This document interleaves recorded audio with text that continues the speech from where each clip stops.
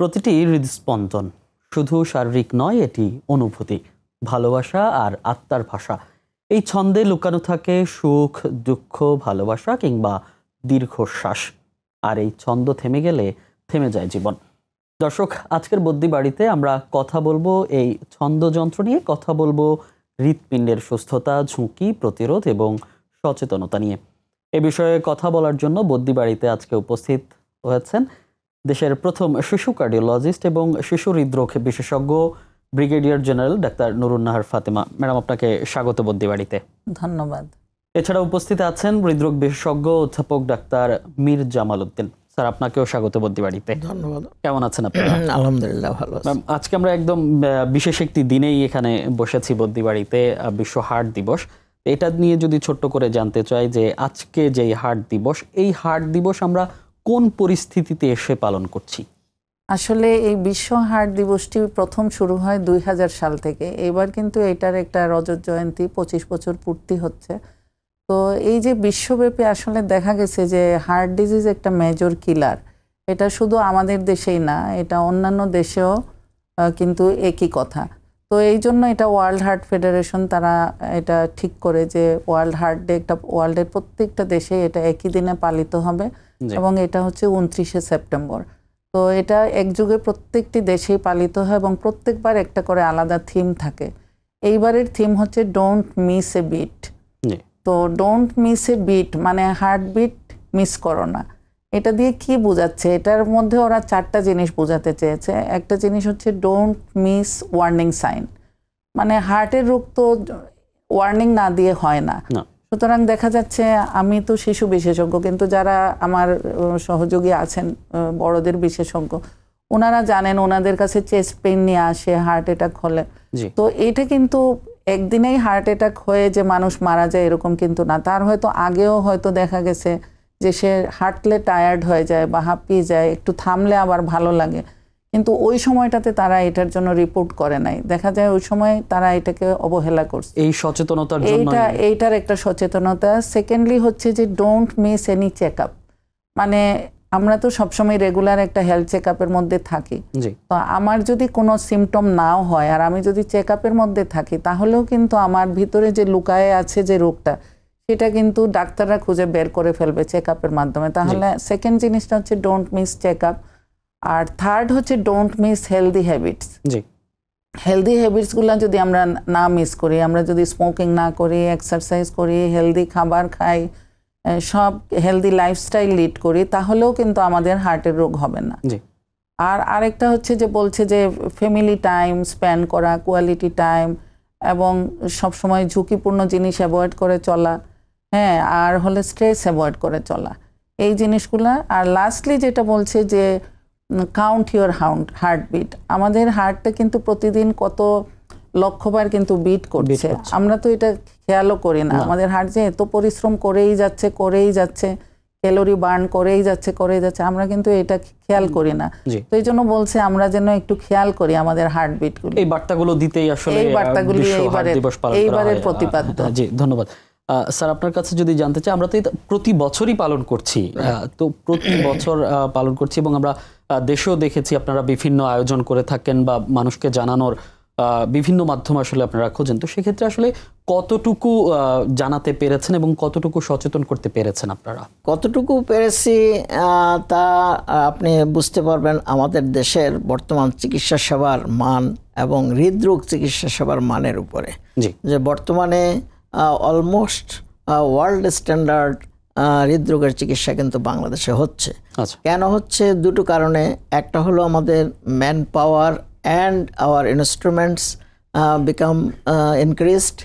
একই সাথে আমাদের লোকজন ওরিয়েন্টেশন হয়েছে, তারা জানছে বা তারা বুঝছে বা বুঝতেছে যে হ্যাঁ, হার্টের অসুখ হলে কি উপসর্গ থাকে এবং আমরা যদি সাথে সাথে চিকিৎসা না করি তাহলে কি ক্ষতি হতে পারে, এগুলি তারা এই আমাদের অ্যাওয়ারনেস ডেভেলপমেন্ট করানোর জন্যই তারা বুঝতে পারে এবং সেই বুঝতে পারার জন্যই এখন হার্টের চিকিৎসা মানুষের নেওয়ার জন্য দৌড়ায়। এবং আমরা মানে প্রতিনিয়তই হার্টের চিকিৎসায় দেখতে পাই যে প্রতিনিয়তই রোগীর সংখ্যা বাড়তেছে এবং তারা ওরিয়েন্টেড হচ্ছে যে হ্যাঁ, আমাদের চিকিৎসা করা দরকার এবং চিকিৎসা করাচ্ছে। কখন আসলে এটা জরুরি হয়ে পড়ে বা কি লক্ষণগুলো দেখলে একজন রোগী খুব দ্রুত হার্টের মানে বিশেষ করে যেমন অনেকগুলো কারণ আছে, বা তো মানে একজন রোগী কেন বুঝবে তার হার্টে সমস্যা, কি লক্ষণগুলো প্রকাশ পেলে? হ্যাঁ, এখানে হার্টের আসলে তো অনেক ধরনের রোগ আছে। যেমন একটা রোগীর যদি উচ্চ রক্তচাপ থাকে, এই উচ্চ রক্তচাপের থেকেও হার্টটা ধীরে ধীরে মোটা হয়ে যায়, মোটা হয়ে যায় এক সময় হার্টটা ফেল করে। আবার ওই উচ্চ রক্তচাপের থেকে কখনো কখনো হার্ট অ্যাটাকের ঝুঁকি থাকে। কারো কারো যদি ডায়াবেটিস থাকে, সেই ডায়াবেটিসের থেকে তার হার্ট অ্যাটাক হওয়ার ঝুঁকি থাকে। এগুলি আমরা বলি কতগুলি রিস্ক ফ্যাক্টর।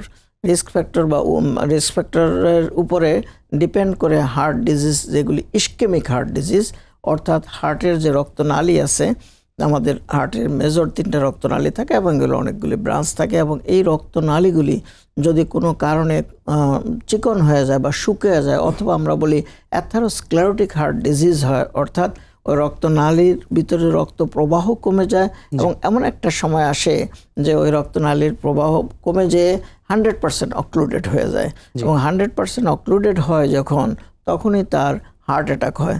এবং হার্ট অ্যাটাকের আগে যে তার যখন ন্যারো হয়ে গেল ভেসেলটা, তখনই তার হার্টের সমস্যা সে ফিল করবে। ম্যাডাম অলরেডি বলেছেন, যেমন পেশেন্ট হয়তো একটু হাঁটলেই, আগে হয়তো প্রতিদিন 1 ঘন্টা হাঁটতো, কোনো সমস্যা হতো না, এখন সে 30 মিনিটস হাঁটলে, 20 মিনিটস হাঁটলে, 10 মিনিটস হাঁটলেই তার বুকটা চেপে আসে, বুক ভার হয়, তারপরে সে একটু রেস্ট নিলে আবার চলে যায়। এই যে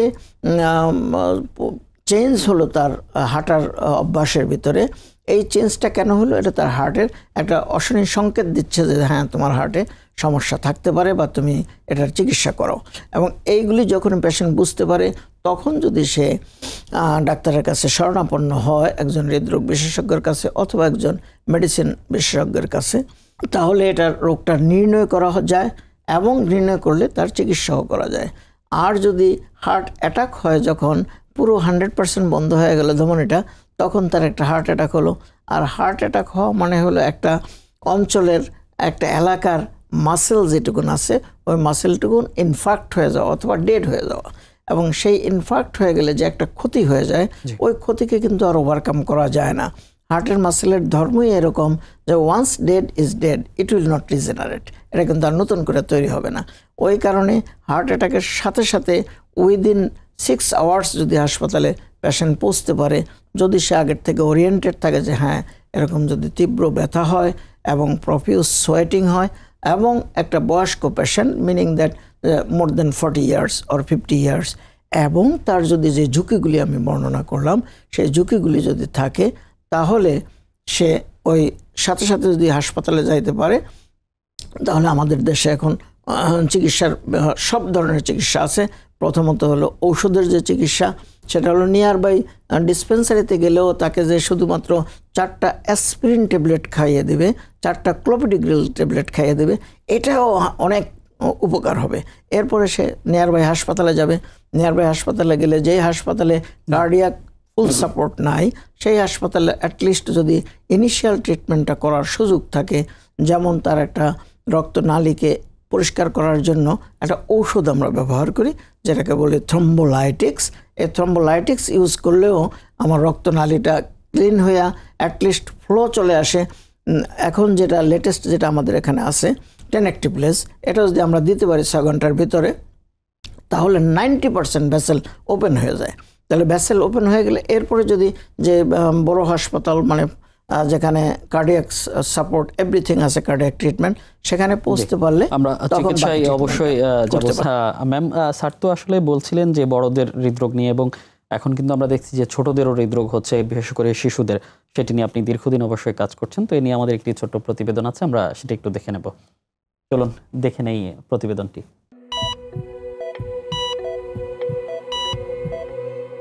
বর্তমানে মানুষের মৃত্যুর যত কারণ আছে, তার মধ্যে অন্যতম হৃদরোগ। বিশ্ব স্বাস্থ্য সংস্থার হিসেবে বিশ্বে প্রতি বছর 17 মিলিয়নের বেশি মানুষ হৃদরোগে মারা যান। অর্থাৎ বিশ্বে যত মৃত্যু হয় তার 33% মৃত্যুর কারণ হৃদরোগ।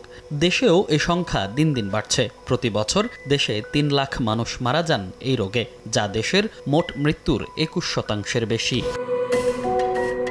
একসময় হৃদরোগ শুধু বয়স্কদের ধারণা করা হলেও সমস্যার বাইরে নেই শিশুরাও। প্রতি বছর দেশে ৭৩,০০০ শিশু হৃদযন্ত্রের ত্রুটি নিয়ে জন্মগ্রহণ করে, যা মোট শিশু জন্মের ২.৫%।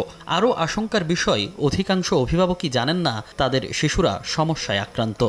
বুঝতে পেরেছে কিন্তু দেখায়নি। ওর আব্বা মনে করেছে অপারেশন করাইতে হবে, তো একটু হুঁশ হয় তখন ডাক্তার কাছে নিয়ে যায়, তারপরে তখন চিকিৎসা করাবো। ওর কোনো সমস্যাই ছিল না। ওর সমস্যার মধ্যে সমস্যা হচ্ছে অন্যান্য বাচ্চাদের মতো ওজনটা বাড়ছিল না। কিছুদিন আগে হচ্ছে ওর জ্বর ছিল, তো জ্বর চলে যাওয়ার পরে হচ্ছে ওর ঠান্ডা লাগে, সেই ঠান্ডাটা সারছিল না। জানতাম এমনি হয়, কিন্তু ওর যে হয়েছে সেটা জানতাম না, এমনি হয় জানতাম। জন্মের পরও ওজন কম হওয়া, শরীর নীল হওয়া সহ কোনো লক্ষণ প্রকাশ পেলেই হৃদরোগের চিকিৎসা নেয়ার পরামর্শ চিকিৎসকদের। বিশেষজ্ঞরা বলছেন, কেবল সচেতনতার মাধ্যমেই অধিকাংশ শিশুর হৃদরোগ প্রতিরোধ সম্ভব। সেজন্য গর্ভাবস্থায় নির্দিষ্ট কিছু পরীক্ষার পরামর্শ তাদের। ওজন কম হওয়া, খুব তাড়াতাড়ি হাঁপায় যাওয়া, ছোট বাচ্চাদের ক্ষেত্রে নীল হয়ে যাওয়া, বড়দের ক্ষেত্রেও নীল হয়, তারপর এই ধরনের শ্বাসকষ্ট, অনেক ঘাম হওয়া, এই যে খুব কমন কিছু প্রবলেম নিয়ে তারা আসে। দেশের শিশু হৃদরোগ চিকিৎসায় যথেষ্ট অগ্রগতি হলেও এখনও সচেতনতার অভাব, বিশেষায়িত চিকিৎসা সুবিধার সীমাবদ্ধতা এবং আর্থিক সক্ষমতার অভাবে অনেক শিশু সঠিক সময়ে চিকিৎসা পায় না। এজন্য সরকারি, বেসরকারি সহ সব পর্যায়ের সমন্বিত সহযোগিতা প্রয়োজন বলে মনে করেন বিশেষজ্ঞরা। মনির হোসাইন, সময় সংবাদ, ঢাকা। দেখলাম প্রতিবেদন। ম্যাম, প্রতিবেদনে আসলে যেটি দেখেছি, কিংবা আপনিও এর আগে অনেকগুলো কাজ করছেন বা দীর্ঘদিন ধরে কাজ করছেন, তো আসলে এই যে শিশুদের হৃদরোগ, তারা আসলে মূলত কি ধরনের সমস্যায় পড়েন বেশি? শিশুদের হৃদরোগ যেগুলি বেশি হয় সেগুলি হচ্ছে জন্মগত হৃদরোগ। এছাড়াও কিন্তু শিশুদের অন্যান্য ধরনের হৃদরোগও আছে, যেমন তাদের মাংসপেশি দুর্বল হয়ে যায়, কার্ডিওমায়োপ্যাথি হতে পারে, তাদের বিভিন্ন ধরনের হার্ট বিটের প্রবলেম হয়, এরিথমিয়া বলি। দেখা যায় অনেক বেশি হার্টবিট 200-300 নিয়ে চলে আসছে, তাদের হার্ট ফেলিওর হয়ে যায়। তারপরে দেখা যাচ্ছে কারো হার্টবিট এত কম যে জন্মগতভাবে তার হার্টে ব্লক আছে, দেখা যাচ্ছে 40-50, তখন আবার ওইটা বাড়ানোর জন্য পেসমেকার লাগাতে হয়। তো এছাড়াও বিভিন্ন সিস্টেমিক ডিজিজ, যেমন কোভিড, যেমন ডেঙ্গু, এই সমস্ত রোগের সঙ্গে অনেক সময় হার্টও ইনভলভ হয়ে যায় বাচ্চাদের। ওগুলোকে আমরা অনেক সময় এমআইএসসি বলে একটা রোগ আছে, ওইটা বলি, অথবা হার্টের করোনারি আর্টারিও এদের কারণে ইনভলভ হয়ে যায় এই রোগগুলিতে। কার্ডিওমায়োপ্যাথিও হতে পারে। এছাড়া কাওয়াসাকি ডিজিজ বলে একটা ডিজিজ আছে, সেটাও বাচ্চাদের হয়। আর আগে যেটা বাংলাদেশে সবচেয়ে বেশি হতো, বাতজ্বর থেকে শিশুদের হার্টের রোগ, এইটার এখন প্রভাবটা একটু কমে আসছে। আমরা টনসিলাইটিসের চিকিৎসা করি, তারপরে বাচ্চাদের জ্বর টর হলেই আমরা এখন একটু আগে অ্যান্টিবায়োটিক ট্রিটমেন্ট করে ফেলি, যে কারণে এখন ওই রোগের প্রকোপটা কমে আসছে। শিশুদের যে হার্টের রোগ, এই প্রবণতা আসলে কেন বাড়ছে? শিশুদের তো জন্মগত হার্টের রোগটাই বেশি। আমি যেটা বলছিলাম যে বাতজ্বরজনিতটা কমে আসছে, কিন্তু জন্মগতটা অনেক বেশি বেড়ে যাচ্ছে। এখন কেন বেড়ে যাচ্ছে এটা জানতে হলে জানতে হবে যে এই রোগগুলির কারণ কি। মেয়েদের বিভিন্ন লাইফস্টাইল চেঞ্জ হচ্ছে, অনেক মেয়েরা এখন স্মোকিংও করে, তারপরে দেখা যায় তারা অনেক বেশি স্ট্রেস নেয়, প্রেগনেন্সির মধ্যে অনেক স্ট্রেস নেয়, বাইরে থাকে, কাজের মধ্যে থাকে, বাইরের যে ফুডগুলি সেগুলি খায়, সেই ফুডের মধ্যে অনেক ধরনের টেরাটোজেনিক ইফেক্টস আছে। অনেকে অনেক রকমের মেডিসিন খায়। আবার কোনো মা যদি ডায়াবেটিক থাকে, হাইপারটেনসিভ থাকে, স্ট্রেসের মধ্যে থাকে, তাদেরও একটা কারণে হয়ে যায়। আবার বংশগতভাবেও হতে পারে। অনেকের মায়ের দেখা যায় এএসডি ছিদ্র আছে, বাচ্চা 2-3টা তাদেরও আছে। তো এইগুলি হলো জেনেটিক্যালি প্রিডিটারমাইন্ড, তারা জেনেটিক্যালি এটা পেয়ে থাকে তাদের ফ্যামিলি থেকে। আবার কতগুলি আছে ক্রোমোজোমাল অ্যাবনর্মালিটি, যেমন ডাউন সিনড্রোম, এক ধরনের প্রতিবন্ধী বাচ্চা, রুবেলা সিনড্রোম, এডওয়ার্ড সিনড্রোম, এই ধরনের কিছু ক্রোমোজোমাল সিনড্রোম আছে, যেগুলির সঙ্গে বেশিরভাগ ক্রোমোজোমাল সিনড্রোমের সঙ্গেই হার্টের একটা না একটা কিছু জড়িত থাকে। তো আমাদের দেশে এখন সিনড্রোমের রোগীর সংখ্যাও অনেক বেড়ে যাচ্ছে। দেখা যাচ্ছে মাদাররা এল্ডারলি হয়ে বাচ্চা নিচ্ছে, সেটাও একটা কারণ। অনেক সময় তারা চাকরির কারণে বা নিজেদের কেরিয়ারের কারণে ডিলেতে, এখন ম্যারেজটাও অনেক সময় ডিলে হচ্ছে, আবার অনেক সময় বাচ্চা নেওয়াটাও ডিলে হচ্ছে। তো ডাউন সিনড্রোম এটা দেখা যায় মোর দেন 35 ইয়ার্স যদি বাচ্চার মায়ের বয়স হয় সেখানে হয়। তো মোট কথা জেনেটিক, ক্রোমোজোমাল, এনভায়রনমেন্টাল, এই সমস্ত কারণ এবং স্ট্রেস, এই সমস্ত মিলায় হার্টের রোগের আসলে প্রকোপটা বেড়েছে কিছুটা। বাট আসল কথা যেটা, সেটা হচ্ছে আগে ডিটেকশনই হতো না। জি এখন ডিটেকশন হয় বলে আমরা বলছি বেশি। আগে বেশিরভাগ নবজাতক মারা যেত হার্টের রোগে, কিন্তু তো বোঝা যেত না। ওনারা বলতো যে এটা পেরিনেটাল অ্যাসফিক্সিয়া, যারা এই বিষয়ের বিশেষজ্ঞ তারা বলতো পেরিনেটাল অ্যাসফিক্সিয়া হয় মারা গেছে। কিন্তু এখন আমরা দেখি যে প্রত্যেকটা এনআইসিইউ, নবজাতকের যে আইসিইউ, সেখানে প্রায় 30% রোগীরই হার্টের রোগ থাকে। জন্মের পরে বিভিন্ন রকমের স্ট্রাকচারাল হার্ট ডিজিজ তো থাকে, এছাড়াও কিছু ফাংশনাল ডিজিজ থাকে, ওগুলাতেও মারা যায়। ফাংশনাল বলতে তাদের হার্টে ওইরকম কোনো ছিদ্র টিদ্র নাই, বাট দেখা যাচ্ছে তাদের যে হার্টটা মায়ের পেটের ভিতরে যে ফর্মে থাকে সেটাকে বলে ফিটেল সার্কুলেশন, কিন্তু বাচ্চা হওয়ার পরপরই এটা চেঞ্জ হয়ে যায়, চেঞ্জ হয়ে নিওনেটাল সার্কুলেশনে আসে। এটা একটা ট্রানজিশন, এবং এটা একমাত্র আল্লাহর হাতে, এটা মানুষের কোনো হাত এটার মধ্যে নাই। তো এই যে ট্রানজিশনটা, অনেক নবজাতক বাচ্চা ফেল করে এই ট্রানজিশনে। দেখা যায় সে জন্ম হয়ে গেছে, বাট ফিটেল সার্কুলেশন যেটা মায়ের পেটের ভিতরে ছিল সেটাতেই রয়ে গেছে।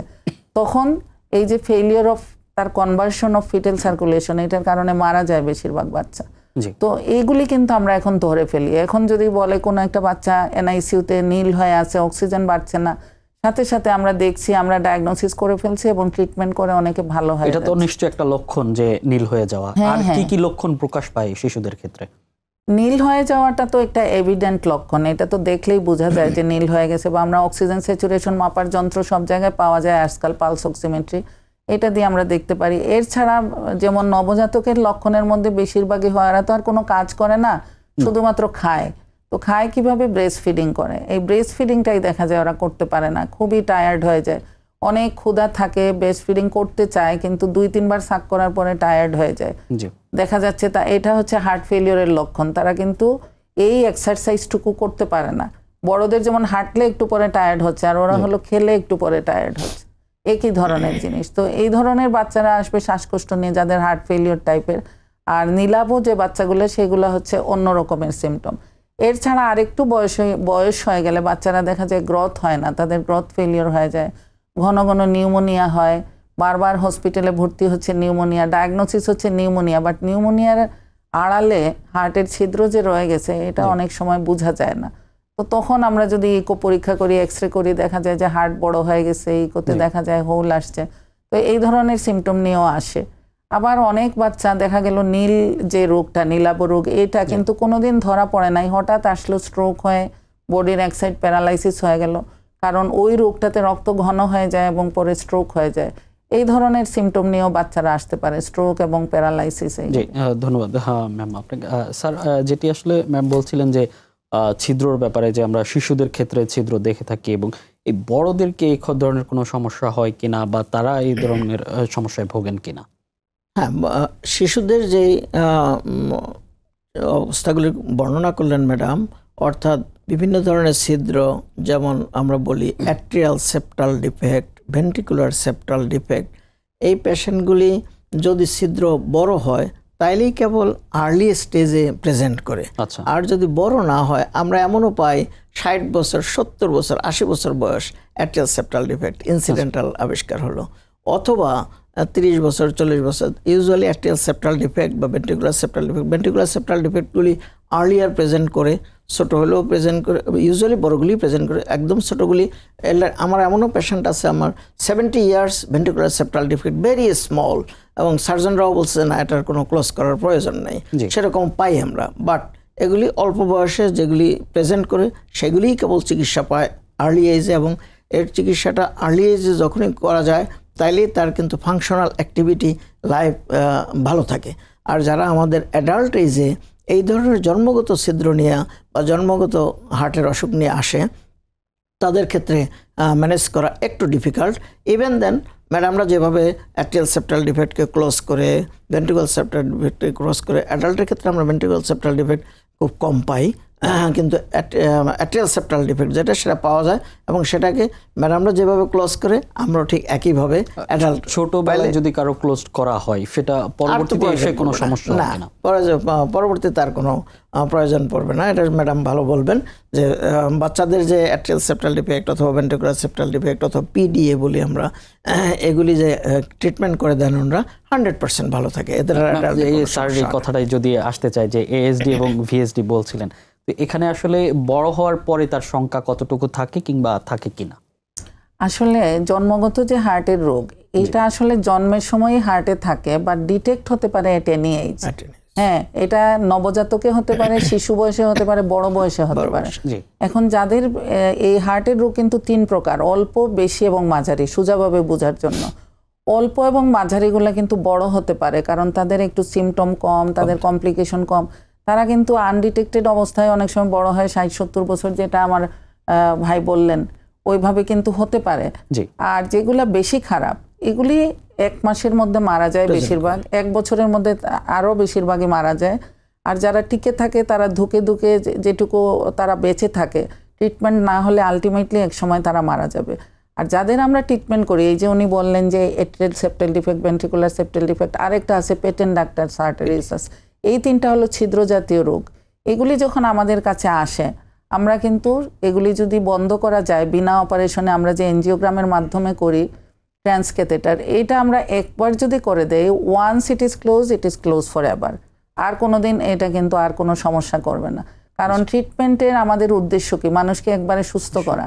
আমি এমন একটা ট্রিটমেন্ট করলাম যেটা নিয়ে সে আবারও ভুগতে থাকবে, এরকমের ট্রিটমেন্ট আমরা কখনো করতে চাই না। সুতরাং রোগীকে একবারে সারা জীবনের জন্য সুস্থ করে দেওয়াটাই হলো আমাদের লক্ষ্য। স্যার, যদি এখন একটু প্রতিকারে আসি, যে আসলে এর থেকে মুক্তির উপায় কি, যে হৃদরোগের যে বিষয়গুলো বললেন?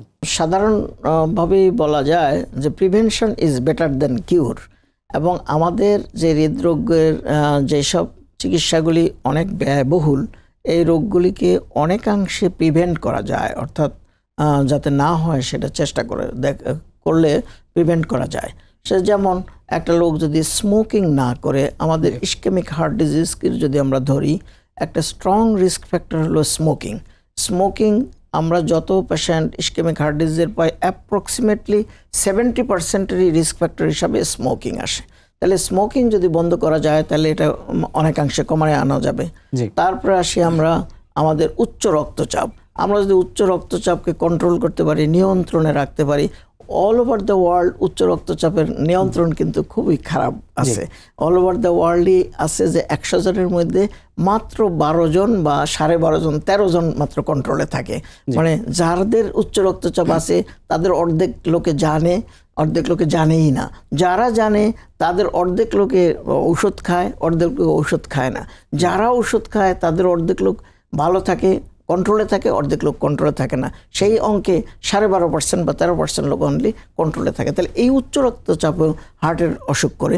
তাহলে উচ্চ রক্তচাপকে যদি আমরা প্রিভেন্ট না ঠিক কন্ট্রোলে রাখতে পারি, নিয়ন্ত্রণে রাখতে পারি, তাহলে আমি হার্টের অসুখ না হয় যেন সেটা করতে পারলাম। আর হলো আপনার খাদ্যাভ্যাস। আজকাল ভেরি অফেন দেখবেন ফাস্ট ফুড, জাঙ্ক ফুড, এবং এই খাবারের সাথে আমাদের হার্টের অসুখের সাথে খুব ভালো সম্পর্কই আছে। সুতরাং যারা এই খাওয়া দাওয়াটা যদি সুষম খাদ্য খায়, তাইলে কিন্তু আর হার্টের অসুখ কম হয়। তারপরে কায়িক পরিশ্রম। একটা লোক যদি প্রতিদিন আধা ঘন্টা হাঁটে, অথবা পরিশ্রম করে, অথবা ব্যায়াম করে, তাহলে কিন্তু তার এই হার্ট অ্যাটাকের ঝুঁকি বা হার্টের অসুখের ঝুঁকি কমে যায়। এরপর আসেন লিপিড প্রোফাইল। আমাদের শরীরে বিভিন্ন ধরনের চর্বি থাকে, it is essential for our body, কিন্তু এটা বেশি হলে, অতিরিক্ত মাত্রা হলে, তখন সেটাও আমার হার্টকে অ্যাটাক করায়। সুতরাং এই আমি যদি রক্তের চর্বিটাকে যদি বেশি হইতে না দিই, সেটাকে যদি কন্ট্রোল করতে পারি, তাহলে আমি এই হার্টের অসুখকে প্রিভেন্ট করতে পারবো। আর যেটা ম্যাডাম বললেন যে বাতজ্বর, আজকাল বাতজ্বর কমে আসছে, অলমোস্ট নাই বললেই চলে, যার জন্য বাতজ্বরজনিত হার্ট অ্যাটাক, যে হার্টের যে ভালভের অসুখ হয়, অর্থাৎ আমাদের হার্টে 4টা ভালভ আছে, 4টা ভালভের ভিতরে mitral valve, mitral stenosis, regurgitation হয়, aortic valve, aortic stenosis, regurgitation হয়। এগুলি কিন্তু সিকিউরলি অফ রিমেটিক ফিভার হলে রিমেটিক হার্ট ডিজিজ হয়, এবং এই রিমেটিক হার্ট ডিজিজে ভালভ ড্যামেজ হয়, এবং সেই জিনিসগুলি আমরা প্রিভেন্ট করতে পারি যদি ওই রিমেটিক ফিভারটাকে আইডেন্টিফাই করতে পারি আর্লি এজে এবং ট্রিটমেন্ট করতে পারি, তাহলে কিন্তু এটাও প্রিভেন্ট করা যায়। তার মানে অধিকাংশ হার্টের অসুখকেই আমরা প্রিভেন্ট করতে পারি যদি আমরা তাদেরকে সচেতন করি এবং তার যে ঝুঁকিগুলি আছে এই ঝুঁকিগুলিকে নিয়ন্ত্রণ করি। স্যার ধন্যবাদ। ম্যাম, স্যার যেটা বলছিলেন ধূমপানের কথা এবং যে জীবন ধারণের যে পদ্ধতির কথা, এটা আসলে শিশুদের উপর কতটা প্রভাব ফেলে? শিশুরা তো আসলে তাদের জীবনটা মাত্র শুরু করেছে, তারা মা বাবার সেবার মধ্যেই থাকে, এবং তাদেরকে প্রত্যেকটা মা বাবাই চেষ্টা করে সুষম খাবার দিতে। তারপরেও আজকাল কিছু কিছু মায়ের টেন্ডেন্সি শুধু তারা বলে যে বাচ্চারা খায় না, হ্যাঁ বাচ্চারা খায় না এই কথা বলে বলে তাদেরকে আসলে খায় কিন্তু মায়ের সন্তুষ্টি নাই।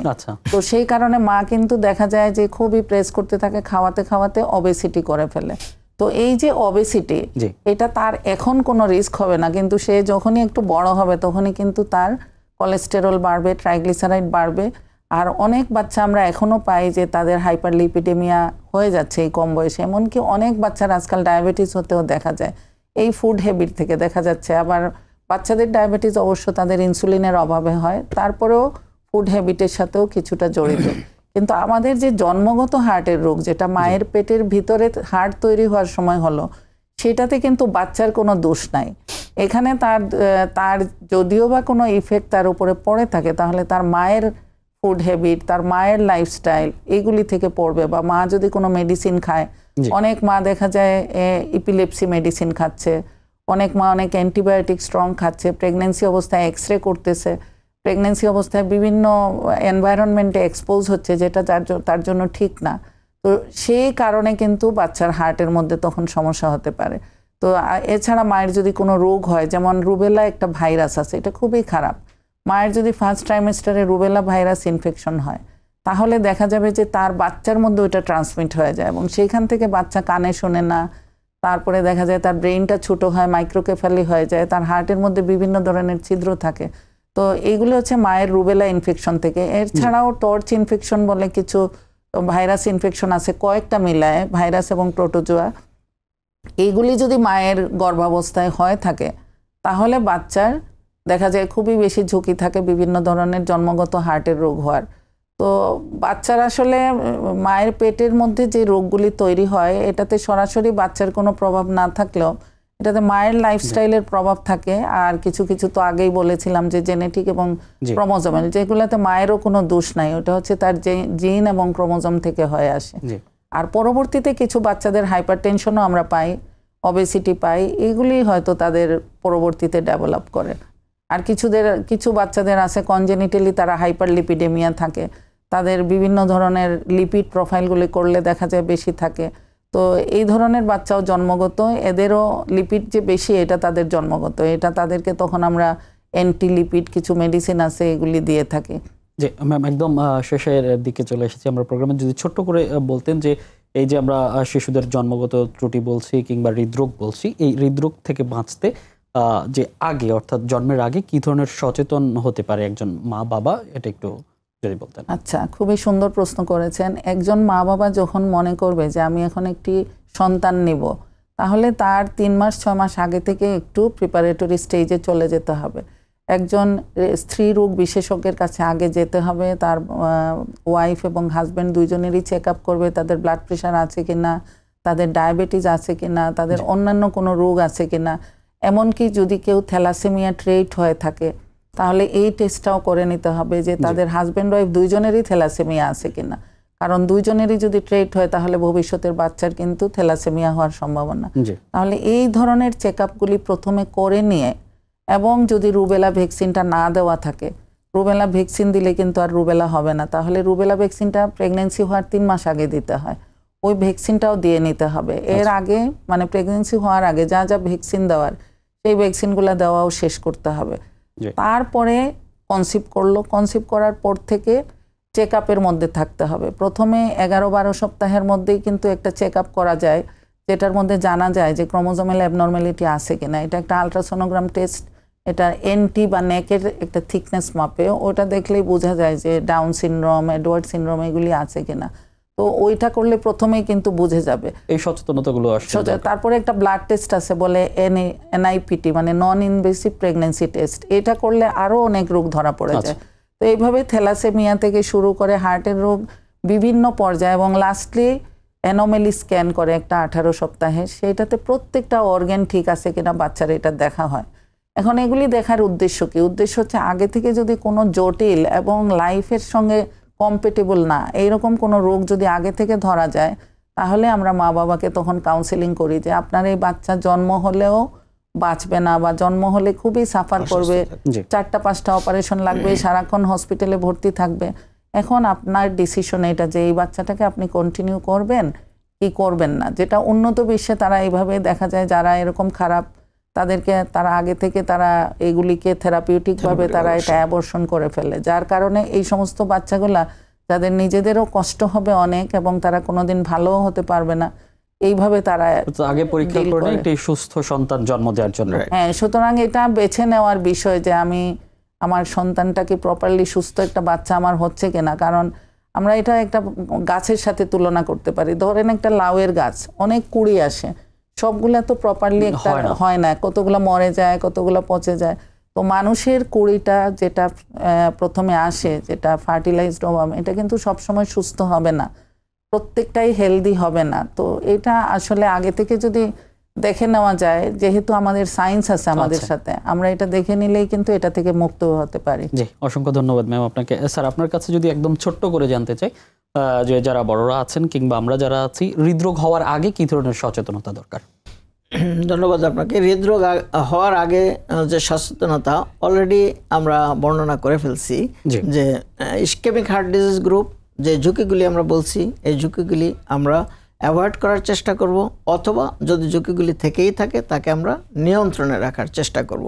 যদি বাতজ্বর থাকে, বাতজ্বরকে চিকিৎসা করব যেন বাতজ্বর জনিত হার্টের ভালভের অসুখ না হয়। উচ্চ রক্তচাপ যদি থেকে থাকে, উচ্চ রক্তচাপকে আমরা নিয়ন্ত্রণে রাখবো যাতে উচ্চ রক্তচাপ জনিত হার্টের কোনো অসুখ না হয়। এইভাবে যদি আমরা মেনে চলতে পারি।